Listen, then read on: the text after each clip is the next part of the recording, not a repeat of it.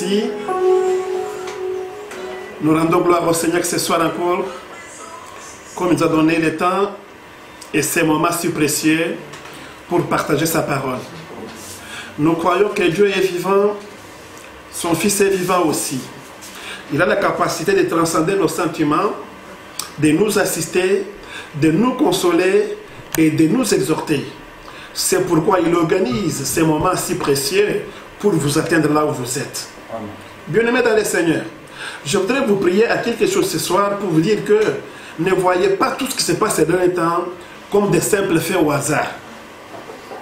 J'ai pour mission de vous dire ce soir que si vous ne prenez pas ça en considération, dès ce soir, faites un effort particulier pour considérer, pour comprendre à chaque moment de la vie ce qui se passe et quelle est la volonté de Dieu dans tout cela pour nous, ses fils ou bien les chrétiens, pour parvenir à la réussite. Tendre Père, le moment est venu. Avant de parler à ton peuple, je demande l'assistance du Saint-Esprit pour que ce que je veux dire soit comme la semence sur une bonne terre, pour que ça puisse produire. Laisse que le Saint-Esprit vienne toucher le cœur de chacun, parce que moi je prononce la parole. C'est au Saint-Esprit d'agir dans le cœur des gens. Sois notre Dieu dans ce moment que nous allons partager ensemble. Accompagne cette parole au nom de Jésus. Amen. Bien-aimés, aujourd'hui nous allons parler sur quelque chose que je trouvais précieux pour partager. Toujours pour donner du courage aux enfants de Dieu, pour le réussir de la volonté de Dieu et de la capacité de faire. Aujourd'hui nous allons partager dans 2 Chroniques chapitre 7e. Nous allons lire le verset 13. Qu'est-ce que la Bible déclare? Quand je fermerai les ciels, quand il n'y aura point de pluie, quand j'ordonnerai aux sauterelles de consumer le pays, quand j'enverrai la peste parmi mon peuple. Je voudrais que le peuple de Dieu puisse prendre conscience pour ce qui passe dans l'humanité entière. Pourquoi j'ai choisi ce moment pour vous parler de ce verset? Parce que beaucoup d'entre nous croient que ce qui nous arrive, ce n'est pas la volonté de Dieu. Beaucoup croient que c'est par le péché. C'est parce que nous avons commis. Ce sont les sorciers, ce sont les marabouts, ce sont les occultistes. Non, bien-aimés dans le Seigneur. Je vous rappelle que ce qui arrive à l'humanité a son géniteur. L'humanité a son créateur. L'humanité a son dépositaire qui a la capacité de donner que ça puisse arriver, puisque ça puisse avoir aussi lié. Aujourd'hui, nous voyons que dans le parcours des enfants d'Israël, après que Salomon ait construit le temple de Dieu, le jour de dédicace, Dieu venait pour répondre à Salomon. Il a dit, j'ai agréé l'œuvre que tu as fait de tes mains, mais écoute ce que je déclare, c'est ici. Là, c'est Dieu seul qui parle que quand je fermerai les cieux, bien-aimés dans le Seigneur, croyez-moi aujourd'hui, Dieu dit aussi que quand j'enverrai la peste, c'est que Dieu a la capacité de fermer le ciel, il a la capacité d'envoyer la peste sur l'humanité. Mais ici, Dieu s'adressait à son peuple, la nation sainte d'Israël. Yes. Mais comment Dieu peut dire qu'il peut envoyer la peste à son peuple? Je voudrais te dire que cessez de controverses en toi-même. Cessez de te poser des questions. Cessez de te lamenter. Croyez seulement qu'il y a le pouvoir d'ordonner qu'une chose arrive dans la vie d'une personne. Il n'y a que son géniteur. Aujourd'hui, nous vivons l'humanité entière, la coronavirus. Qu'est-ce qui se passe aujourd'hui? Nous sommes essoufflés, nous sommes contrariés, parce que cette pandémie affecte tous les domaines de la vie. Aujourd'hui, nous ne partons pas au travail. Aujourd'hui, les marchés sont bloqués, les voyages bloqués, les frontières fermées. Qu'est-ce que nous pouvons faire actuellement? Même en suivant le média, l'actualité principale est dominée par cette maladie. Je ne suis plus à la télé, comme d'habitude, les conflits au Moyen-Orient, le terrorisme, l'international, les conflits. Maintenant, de l'Orient à l'Occident, du Nord au Sud, ce n'est que la pandémie. Oui, je vous dis que c'était un langage de Dieu. Pourquoi? Dieu pouvait envoyer la peste pour ordonner, pour enseigner à ses enfants de comprendre dans ce moment que quand nous devenons incapables de donner solution à ces problèmes, c'est-à-dire qu'il y a une main invisible derrière ça. Amen. Et il devrait se ressaisir pour revenir à Dieu. C'est pourquoi je voudrais vous parler ce soir que tout ce qui se passe maintenant, allez sonder vos Bibles. J'aimerais qu'on commence par Samuel chapitre 24, 2 Samuel 24, 15 à 16. Vous allez lire que Dieu avait envoyé la peste en Israël. Il y a eu plus de 70 000 morts dans 3 jours. Et maintenant, comptez dans l'humanité, il y a déjà combien de morts? Cette peste en Israël, c'était Dieu qui était l'auteur. Et maintenant, voilà comment des gens courent ça et là. De ne pas se saluer, de porter les masques, de porter les camps, d'échapper à tout cela. Pourquoi? Parce que nous voulons échapper. Mais écoutez-moi bien. Je saisis l'opportunité. Écoutez-moi bien maintenant. J'aimerais que nous lisons tous Ésaïe, chapitre 26. Lisez aussi dans votre Bible, pour que ça soit, nous soyons sur la même diapason, ou bien la longueur d'onde. Parce que vous voulez voir ce que le gouvernement fait, comme si ça vient d'eux-mêmes. Non, non, non, non. Même en Israël. Dieu avait ordonné à Israël. J'ai dit, commençons par Isaïe 26, 20 à 21. Il est dit ceci dans ma Bible. Va mon peuple, entre dans ta chambre et ferme ta porte derrière toi. Cache-toi pour quelques instants jusqu'à ce que la colère passe. Vous vous posez des questions sur l'origine des confinements? Voilà l'origine des confinements. Yes. Dieu a ordonné à Israël que chacun entre chez soi, ferme la porte derrière lui, jusqu'à ce que la colère va passer, jusqu'à ce que la peste va passer. Et aujourd'hui, je vous informe, bien aimés dans le Seigneur, nous vivons les confinements. Nous sommes dans nos maisons. Nous ne scrilons pas. Pourquoi? Parce que de peur d'être contagieux. Oui, ça c'est la mesure physique, mais spirituelle. Il faut que chacun entre dans son cœur pour s'examiner, pour voir qu'est-ce qu'il a fait de mal, qu'est-ce qui peut amener la corruption dans sa famille, pour voir que, pour tirer au clair, pour que chacun de nous soit préservé de cette maladie. Nous ne serons pas préservés de cette maladie en commettant ce qui n'est pas bon. Le confinement est là, spirituel et physique. Là, tous les enfants d'Israël étaient obligés d'entrer dans la maison et fermer la porte pour laisser passer la peste ou la colère de Dieu. Et maintenant, le confinement est là pourquoi? Pour que nous ne puissions pas être contagiés par la coronavirus. Bien aimé, je m'adresse à vous. Le temps est difficile, le temps est mauvais. Profite de ce que Dieu t'enseigne dans ces confinements pour apprendre à faire un examen de conscience, l'introspection personnelle, pour voir que beaucoup pleurent. Ce n'est pas quand il y a confinement, quand il y a maintenant cette pandémie, que nous oublions la rougeole, que nous oublions le sida, la tuberculose, l'AVC. Non, ça existe. Et voilà que cette pandémie a pris les dessus. C'est-à-dire qu'on peut oublier d'autres choses au profit de la pandémie pour être intéressé par d'autres maladies qui peuvent être confondues avec la pandémie. Bien aimé, l'heure est grave. Même dans la Bible, il est dit, cherchez le temps, rachetons le temps car les jours sont mauvais. Sont mauvais comment? Parce que la mort est visible. Tu suis la télé, le média international, la France, l'Italie, l'Espagne. Et ici chez nous, le nombre est en augmentation exponentielle. On attendait que ça puisse se limiter, mais voilà comment ça évolue.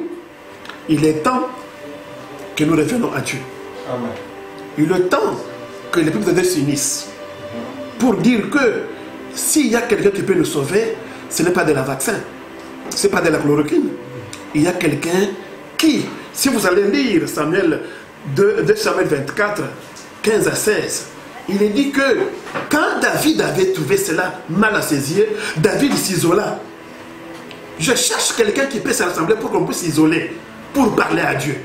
Parce que dans ma Bible, il est écrit que quand l'ange qui devrait détruire Israël, qui devait amener la mort, après que David ait consulté Dieu, Dieu ordonna pour que l'ange s'arrête. Nous déclarons au nom de Jésus, nous sommes unis que Dieu a la capacité d'arrêter cette pandémie. Et donner la solution à tous les problèmes et donner la guérison pour nous tous. Voilà que nous sommes confinés maintenant. Et personne n'a la capacité de parler, ni de faire le contraire. Oui, la pandémie affecte nos finances. La pandémie affecte la vie entière maintenant. Je ne sais pas si dans ce qui se passe maintenant, la parole ne te parle pas de quelque chose. Comment Dieu peut s'autoproclamer lui-même, parler à haute voix que quand j'enverrai la peste, quand je fermerai les cieux.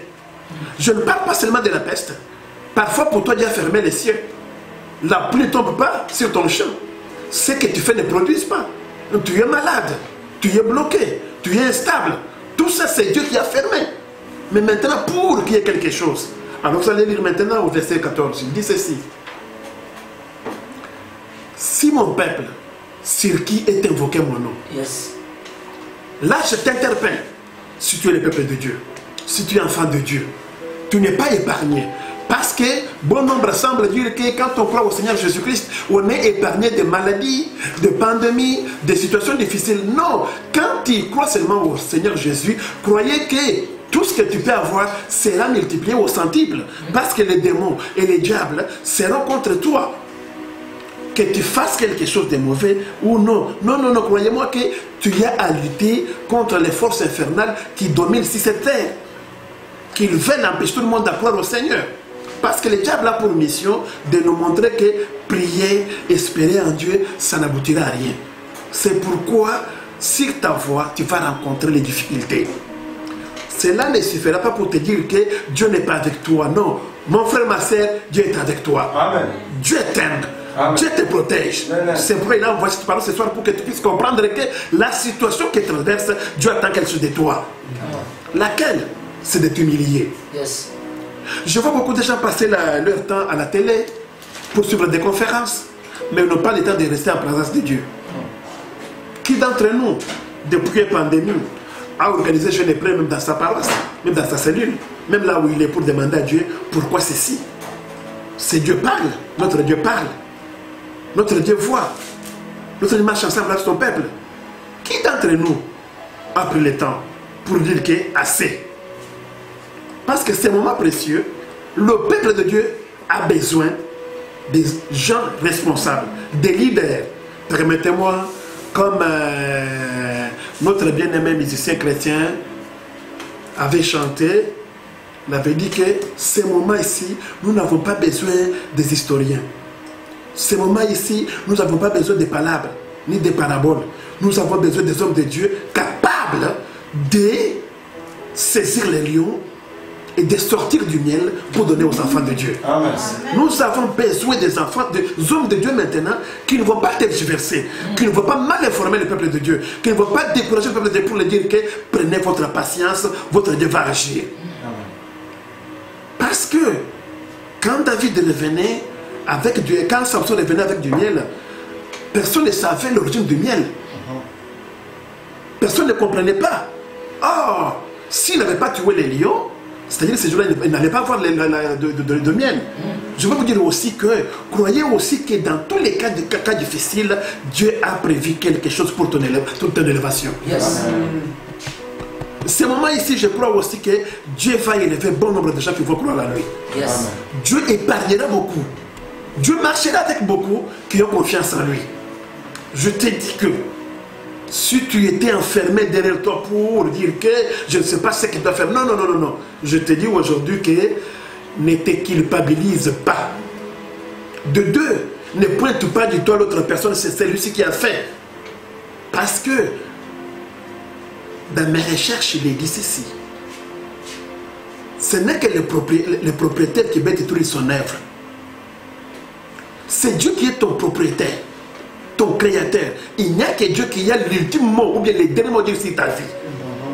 Ce n'est pas la pandémie, ce n'est pas la situation politique, ce n'est pas la difficulté, ce n'est pas la sorcellerie, ce n'est pas le pouvoir occulte. C'est ton créateur.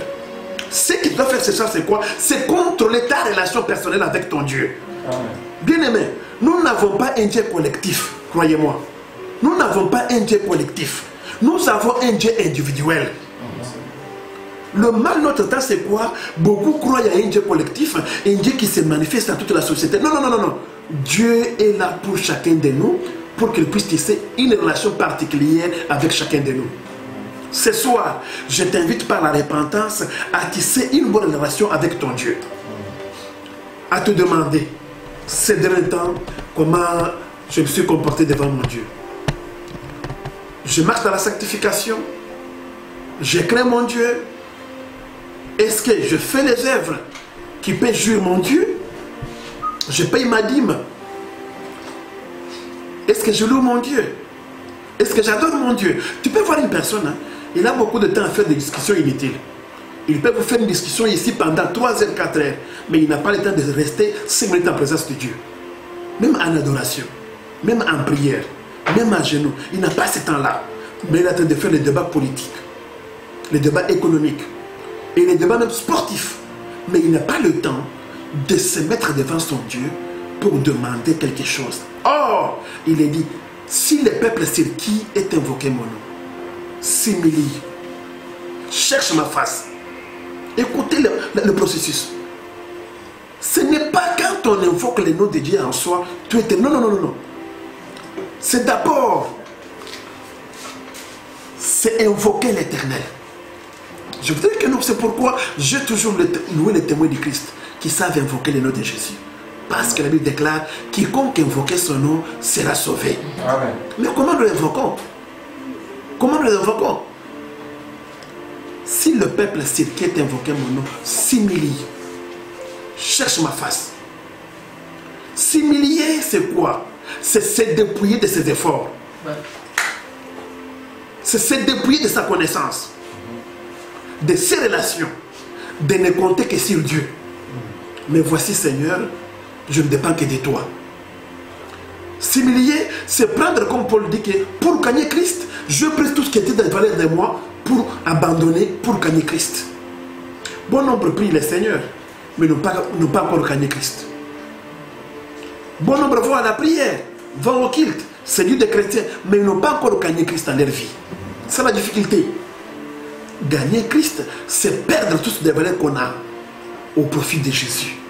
Pour dire que, on me craignait, j'étais savant, j'étais musicien, je tapais les gens, je fumais, je buvais, mais pour te gagner Christ, j'abandonne ça pour que tu puisses rester dans mon cœur. Amen. Je t'invite ce soir. Il ne faut pas que les dieux de ce siècle puissent obscurcir ta pensée. Parce que si ta pensée sera obscurcie, tu vas voir comme si c'est normal. Ce sont des pandémies, c'est des épidémies, ce sont des maladies. Un jour ça va passer. Non, non, non, non, non, non. À chaque instant, à chaque moment, il faut comprendre et écouter la parole de Dieu. Quelle est la leçon de tirer de tout cela? À chaque fois que Dieu a envoyé la peste en Israël, c'était pendant une période difficile où les enfants de Dieu adoraient Baal, où ils étaient devenus rebelles à la parole de Dieu. Et Dieu faisait cela pour les faire revenir à la raison. Même toi aussi, j'aime que tu profites de ces moments pour que tu puisses revenir à la raison. Toi qui étais déjà fatigué, toi qui étais déjà acculé par des colportages, qui avait déjà pris la décision d'abandonner de prier, qui avait pris la décision de ne pas servir Dieu, de ne pas donner, de ne pas se sanctifier, parce que tout ce que tu as fait, c'est comme en vain. Non, non, non, non. Le problème est que tu ne sais pas l'heure à laquelle ce Seigneur te visitera. Tu ne sais pas l'heure à laquelle ton Dieu va te visiter. Bien-aimé dans le Seigneur, je vais vous rappeler le parabole des 10 vierges. Les 10 vierges furent averties qu'il y aura festin. Et chacun devrait être muni de sa lampe. Les 10 vierges, en arrivant, chacune d'elles avait sa lampe. Mais la différence c'était quoi? Il y avait 5 sages et 5 folles. 5 sages avaient une réserve. Et 5 folles par l'ambiance, par l'oubli, par la distraction, ils avaient oublié que la nuit est longue. Mais or, je t'informe que ce soit à 20h, à 22h, à 0h, à 2h ou à 5h, il y aura toujours festin. Je te dis aussi que, quoi que tu traverses une période difficile, tu seras toujours visité par l'Éternel. Yes. Mais le problème est que, est-ce que tu es prêt? Est-ce que tu as des réserves dans ta lampe qui doit te servir pour que ta lampe ne soit pas éteinte quand apparaîtra l'époux? La lampe c'est quoi? La Bible déclare, ma parole est une lampe à tes pieds. Yes. Amen. Est-ce que la parole de Dieu dans ton cœur est réanimée?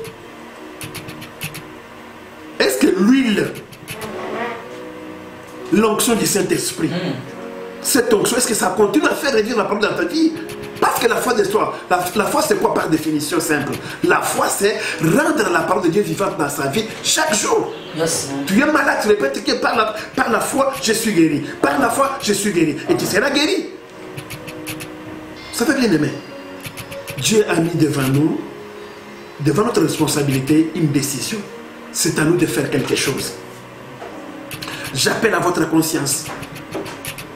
J'appelle à ta pensée. Je t'appelle à revenir à la raison.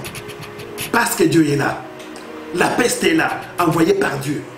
Je n'aimerais pas que tu sois seulement dans la maison pour regarder la télé. Je n'aimerais pas que tu sois dans la maison pour parler n'importe quoi, pour faire des discussions. Non, non, non. Je souhaite que tu sois dans la maison en confinement et en confinement spirituel pour te repentir et chercher la voie de Dieu pour que tu puisses triompher. Les Français disent, on recule pour mieux sauter. Même toi, que cette période t'enseigne quelque chose. Pour reculer, pour mieux sauter. Pour prendre le temps de passer à revue ta vie passée. Comment tu as marché avec le Seigneur? Comment tu as fait? Comment Dieu t'a parlé? Est-ce que tu as observé les principes de Dieu? Ou bien, parce que bon nombre de nous, après avoir prié, après s'est familiarisé avec les leaders, ils ont vu Dieu maintenant, ils ont vu le terrain comme leurs camarades, qu'il peut parler comme il veut, qu'il peut être comme il veut. Non, non, non, non, non. Dieu est à craindre. Dieu est quelqu'un qu'on doit trembler devant lui. Nous devons marcher selon sa parole. C'est à nous de nous incliner devant notre Dieu. Ce n'est pas à Dieu de s'incliner devant nous. Devant Dieu, on ne pose pas de conditions. C'est ça la croyance. Devant Dieu, on croit. La Bible déclare, tout est possible à celui qui croit. Ce n'est pas celui qui pose des questions. Je ne refuse pas ici des questions d'éclaircissement, mais des questions pour changer ce que Dieu t'a parlé. La question pour dire que ce que Dieu a dit, il a fallu que ça soit ici. Non, non, non. Ça, ce n'est pas d'accord. Elle est très d'accord avec la parole de Dieu. J'aimerais que ce soir, que c'est Dieu qui a permis que tu puisses me recevoir ce soir. À ce Dieu-là de toucher ton cœur. Pour que tu puisses vivre un confinement spirituel aussi. Pour que tu puisses penser aujourd'hui, qu'est-ce que tu as à faire? Pour toi-même, pour ta famille et pour la société. Chacun de nous a un rôle à jouer dans cette vie active que nous avons. Mais de nos jours, je vois, nous avons la capacité maintenant de jeter hors nous les responsabilités. Si je suis ce que je suis, c'est parce que. Si je partage cette situation, c'est parce qu'on a fait. Celui-là ne veut pas de moi. Non, non, non, non, non. Dieu veut que, dans toutes les circonstances, qu'on les reconnaisse comme quelqu'un qui a la capacité de faire de plus que toute autre personne. Quelle difficulté tu traverses? Je ne parle pas seulement de la pandémie. Parce que cette émission n'est pas faite pour la pandémie. C'est vous pour vous parler en tant qu'enfant de Dieu. Qu'est-ce que tu es en train de traverser comme difficulté? Dans ton foyer, dans ta maison, dans ta santé, dans tout ce que tu fais comme emploi. Qu'est-ce que tu es en train de traverser comme difficulté? Je t'enseigne aujourd'hui que la main de Dieu est derrière toute situation qui arrive aux enfants de Dieu. C'est pourquoi la Bible déclare, toute chose concourt au bien de ceux qui aiment Dieu. As-tu déjà pensé à cela? Que tout ce qui t'arrive concourt à ton bonheur. Tout ce qui t'arrive concourt à ta réussite. Tout ce qui t'arrive concourt à ce que tu sois élevé. Les jours tu comprendras que dans tout cela, Dieu a un plan merveilleux pour toi. Je crois que tu vas acclamer Dieu. Tu vas remercier Dieu pour dire que comme Moïse chante que je sais comment ça a toujours commencé. Mais la fin, c'est moi qui serai triomphant. Amen. Je crois que pour les enfants de Dieu, nous sortirons de cette pandémie victorieux par le sang de Jésus. Yes. Parce qu'en Apocalypse, la voix fut entendue pour dire, arrêtez jusqu'à ce que soit scellé le reste par le sang de Jésus. Et ceux qui échappent à la peste, c'est ceux qui sont consacrés par le sang de Jésus. Es-tu déjà couvert par le sang de Jésus? ou bien tu es pas couvert par autre chose. Dans les moments pareils, il n'y a que le sang de Jésus qui peut nous protéger. Amen. Il n'y a que le sang de Jésus qui peut effacer nos difficultés. Il n'y a que le sang de Jésus qui peut nous ressusciter. Il n'y a que le sang de Jésus qui peut nous mettre hors d'état de nuire de toutes les situations difficiles qui peuvent nous arriver. Tu me suis où maintenant, où que tu es? Parce que la situation n'est pas commune pour tout le monde. La situation n'est pas commune pour ceux de la RDC, à ceux des États-Unis, à ceux de Londres, à ceux de France, de l'Afrique du Sud. Chacun vit sa situation selon son environnement. Mais je vous dis que dans tout environnement que tu te trouves, sache que Dieu est au-dessus de tout. Yes. Parce qu'il est au-dessus de tout. Au-dessus des dominations, des autorités. Il est au-dessus de tout. C'est-à-dire qu'il est au-dessus de nos difficultés. Au-dessus des sorciers, au-dessus des forces occultes, au-dessus des principautés. C'est-à-dire que toute chose, toute situation qui a été traversée, causée par des autorités, des dominations, Christ a la capacité de briser cela. Amen. Mais la parole de Christ ne peut pas être brisée par quelqu'un parce qu'au-dessus de lui, il n'y a autre personne. Ce soir, est-ce que tu peux te confier à Christ? La prophétie est sortie. Tu es maudit. La prophétie est déjà sortie. Tu es bloqué. La prophétie est là. Tu veux faire des moments difficiles. Oui, les temps difficiles sont là parce que nous vivons ici-bas. Mais en vivant ici-bas, faisons la différence entre le logo et le réma. Le réma va produire en nous la foi. Pierre n'a pas marché si long parce que Christ a marché. Si Pierre pouvait marcher sur les eaux parce que Christ a marché, il avait sorti de la barque aussi comme Christ marchait. Mais Pierre a attendu. Il a demandé au Seigneur, si c'est toi, ordonne que je marche. Ça veut dire quoi? C'est-à-dire pour moi, Pierre n'a jamais marché sur l'eau. Pierre a marché sur la parole que le Seigneur l'avait dit. Viens. Toi aussi, si Dieu, par son Fils Jésus-Christ, va souffler dans ta vie, tu vas marcher sur cette parole. Amen. Tu seras vainqueur. Amen. Et quelque chose ne peut pas te déranger. Fais un effort aujourd'hui de sonder dans ton cœur. As-tu un réma? As-tu une parole personnelle que Dieu a prononcée pour toi? Quelle est cette parole? Beaucoup vivent dans la disette. Beaucoup vivent dans la stérilité. Beaucoup vivent en instabilité. Oui, ce sont des difficultés. Parce que pendant que les disciples étaient tourmentés par les eaux, Christ est venu en marchant sur les eaux. Christ ne marchera pas si dans ta vie, il n'y a pas d'obstacles. La voie par laquelle Christ va entrer dans ta vie, ce sont des difficultés que tu vas traverser. C'est quoi ton problème? C'est quoi ta difficulté, bien-aimé dans le Seigneur? Ce moment est si précieux pour recevoir Christ. Ce moment est si précieux pour se sanctifier. Ce moment est si précieux pour marcher dans la sanctification. Ce moment est si précieux pour craindre la parole de Dieu. Tu verras Dieu t'accompagner. Et Pierre nous révèle un mystère. Il est dit, Pierre déclare, je vis les diables rôder comme un lion rugissant. Chaque jour que tu marches, les diables rôdent autour de toi comme un lion rugissant. C'est chaque combat te dévorer. Mais si tu es en vie, c'est pas parce que tu es protégé par le sang de Jésus. Et ne faites pas autre chose qui peut te mettre loin du sang de Jésus. Si mon peuple sur qui est invoqué mon nom s'humilie, cherche ma face. Tu dois chercher la face du Seigneur.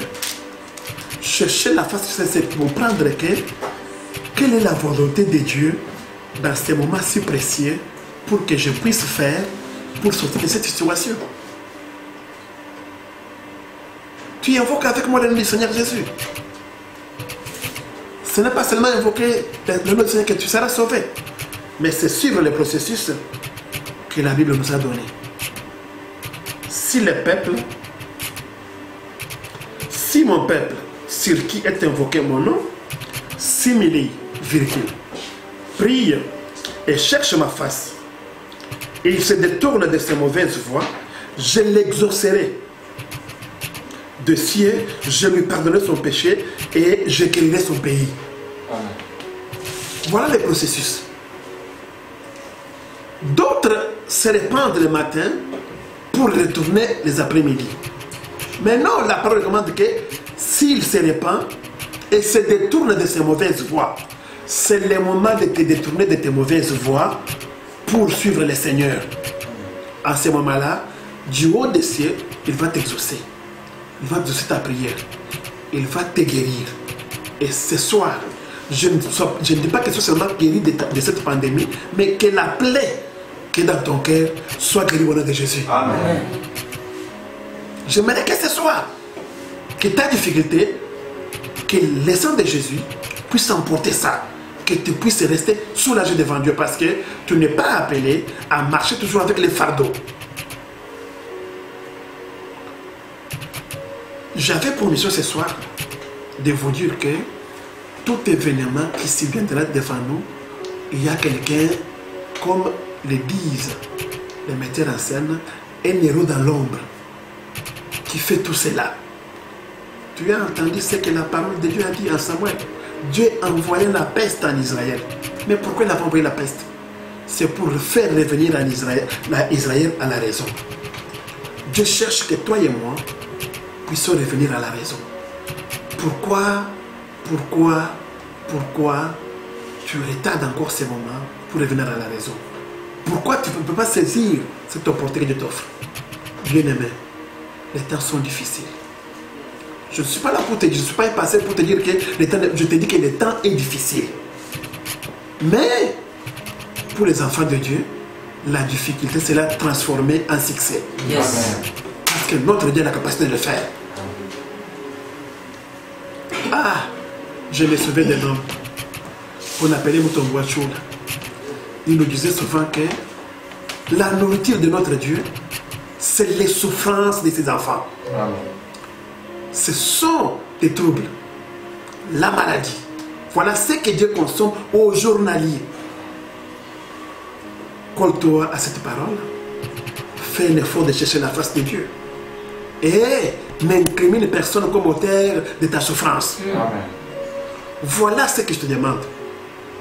Nous passons beaucoup de temps à réfléchir, à pointer du doigt des personnes comme nous, qui sont les auteurs de nos malheurs.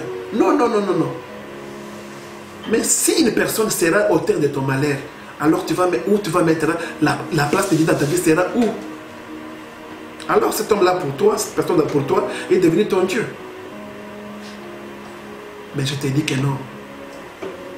Que tu sois haï. Croyez que quelque part, il y a quelqu'un qui t'aime. Je partageais ce matin avec d'autres visiteurs qui étaient venus me voir. Je les ai dit ceci.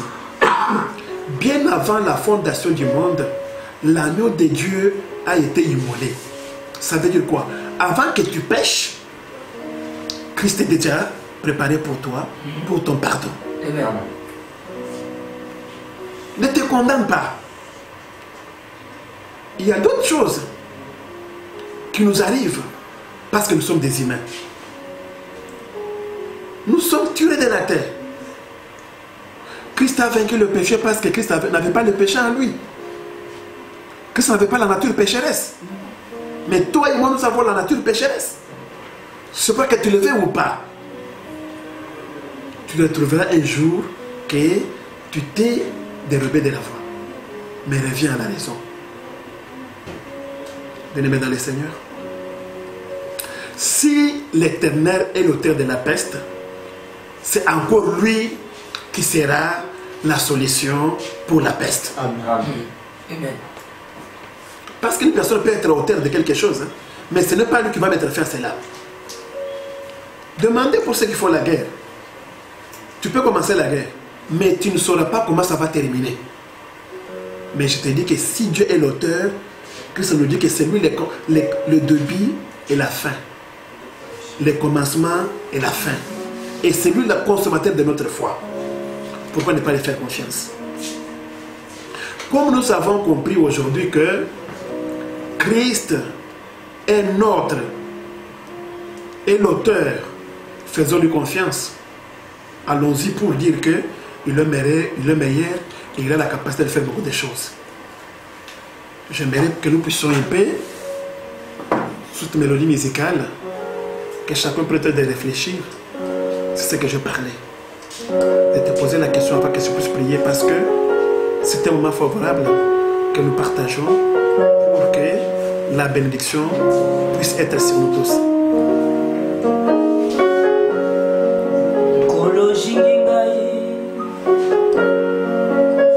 Na melodi loyembeto nzingai motima tena kangwami na bombu kobanga nyonso ekei nazali susu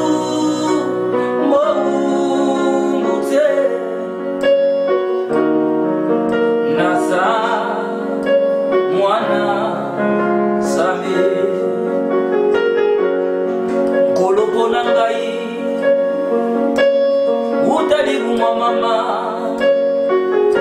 Yesu yo yebi oyebi Kongo Kongo nangai te ambotama na oyo libota makilanga yo ekomi yangai kolona zali susu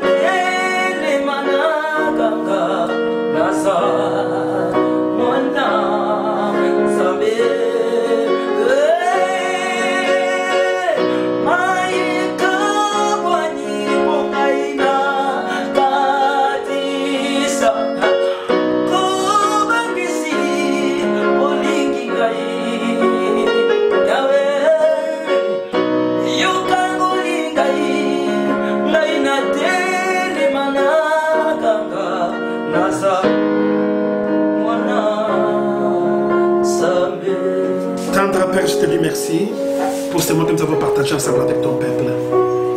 Ta parole de Dieu déclare: la pluie et la neige ne tombent en vain pour ne pas donner quelque chose. Je sais que cette parole que j'ai dit aura d'impact dans le cœur de tes enfants. Laisse que le Saint-Esprit de Dieu accompagne cette parole pour produire les effets dans la vie de chacun qui va croire. Je les bénis, soyez fortifiés au nom de Jésus. Amen. Amen. Je remercie mon équipe qui m'a accompagné ce soir. Et Dieu m'a fait grâce par être accompagné par les coordonnateurs du Cours Katanga, les bons Asaka.